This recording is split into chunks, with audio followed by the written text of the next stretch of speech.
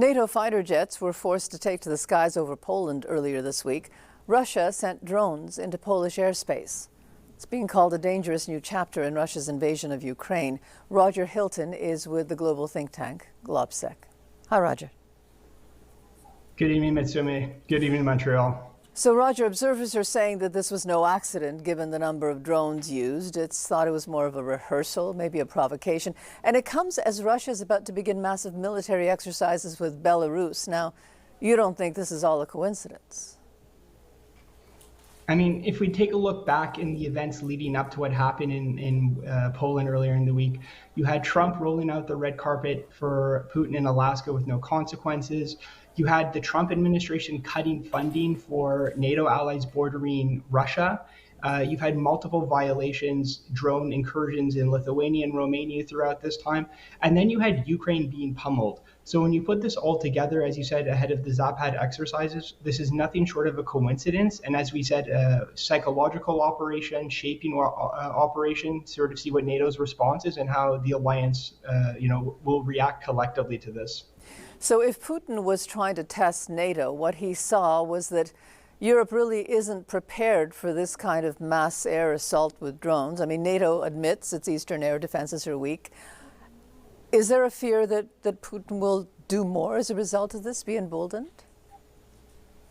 We'll see. I mean, let's try to be optimistic. The language I think I would say is that the eastern flank of NATO is a work in progress of how they want to try to rectify it, patch holes in it. As you said, I mean, this is very unconventional and unsustainable that, Dutch F-35s and F-15s F-16s had to be scrambled to shoot them down. But I mean, looking more to the future, the major takeaway at the NATO summit in The Hague was the surging of capabilities on air defense and air missile defense, which is a long-term process, but something that NATO has identified. At the same time, in Europe, it was the State of the Union of the European Union this week, where the European Commissioner Ursula von der Leyen was talking about a drone alliance.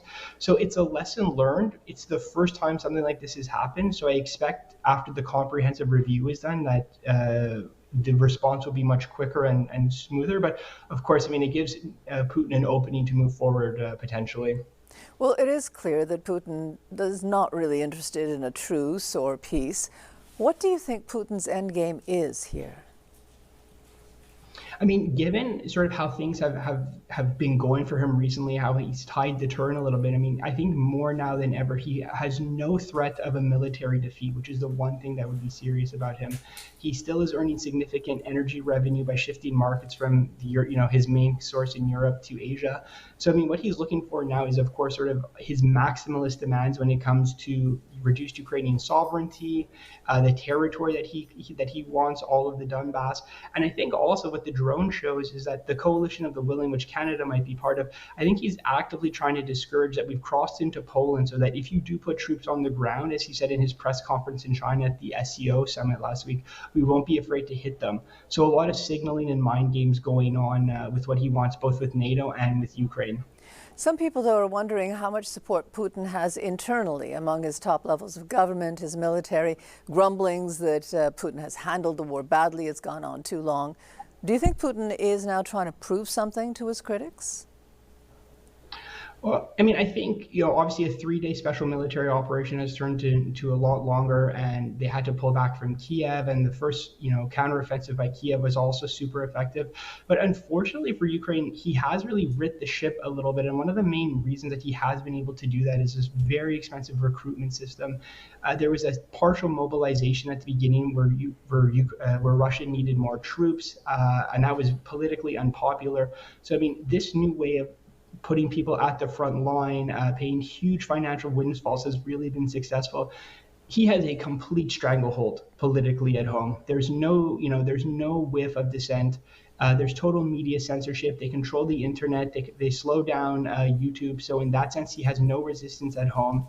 And most importantly, abroad, the idea that they're diplomatically isolated just couldn't be farther from the truth now, as you see with the meetings with India and China, the support of the global south, and unfortunately with what happened in Alaska. He's still earning energy revenue. So at the end of the day, I mean, I think he wants to go through with his maximalist demands. And more importantly, he says, we have the resources, time is on my side, and we can wait out Ukraine and its supporters.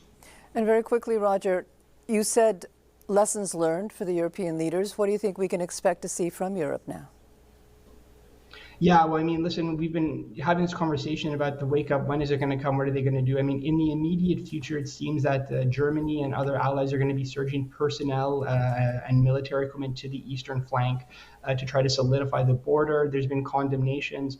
It's expected that the 19th sanctions package is going to come this year, which again is not going to change Putin's behavior, but more try to starve the war machine. But collectively, as I said, I mean, Putin is, creeping over in terms of very slowly boiling the frog, raising the escalation. So it's soon to be said, but something like this could escalate further, and hopefully the alliance will be ready to react after this first lesson learned during the week in Poland. Okay, thank you very much for this, Roger.